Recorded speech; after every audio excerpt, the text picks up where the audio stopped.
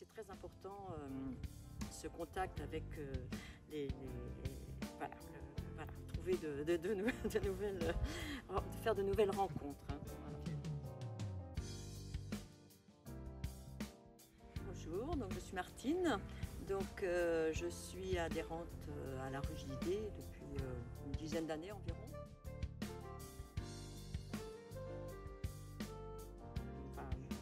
J'aime bien faire partie d'un groupe, de pouvoir rencontrer d'autres personnes, hein, puisque c'est une occasion justement de s'ouvrir à d'autres,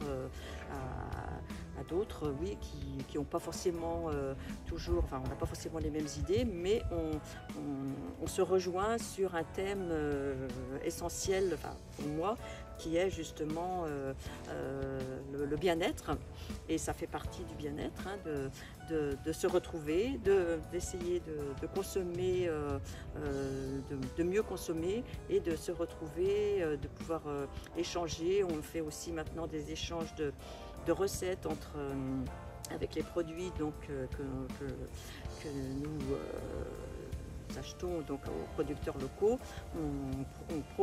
Chacun propose des recettes différentes et on le met sur le site pour que les personnes puissent après en bénéficier et l'expérimenter. L'éthique, c'est des permanences, un samedi sur deux, qui sont calées sur le Ripper Café. Des permanences où on peut venir du coup acheter, se renseigner, voilà. On est sur des produits exclusivement secs, en stock, et après on a la possibilité en fait de passer des commandes une fois qu'on est dans la boucle des membres inscrits en fait. Il y a la possibilité du coup de passer des commandes en légumes, en fromage, en viande. Viande, ça peut être des volailles, ça peut être du porc, ça peut être du bœuf en fonction des producteurs et de leur saisonnalité. Voilà, la Ruche d'Idées, c'est une association, c'est un centre social, c'est une multiplicité, on va dire, de projets, c'est de l'accompagnement aux initiatives d'habitants.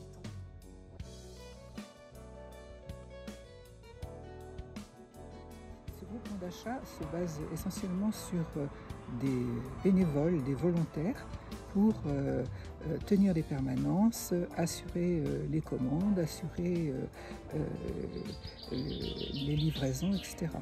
Donc nous tenons une permanence le samedi tous les 15 jours, en même temps que le Ripper Café, pour pouvoir bénéficier du passage du Ripper Café. Et puis nous travaillons avec les acteurs locaux.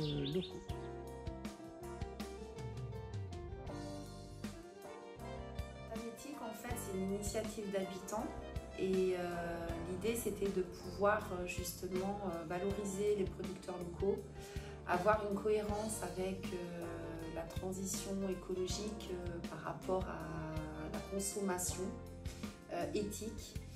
Et puis sur le nombre de bénévoles, en fait, toutes les personnes qui sont actrices au sein de Taléthique sont censées participer, en fait. C'est-à-dire qu'on est vraiment sur un collectif participatif.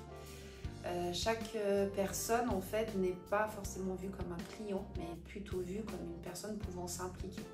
Alors ça se fait toujours très progressivement, parce qu'au début, on vient pour acheter. Mais en fait, quand on vient pour acheter, on signe une charte qui permet en fait de prendre connaissance de la raison d'être de ce collectif, comment il est né, pourquoi il existe, comment il s'organise. Et puis, au fur et à mesure, on essaye, voilà, à ce que les personnes puissent venir donner un coup de main sur les permanences. Ça commence comme ça. La porte d'entrée, souvent, c'est tenir les permanences.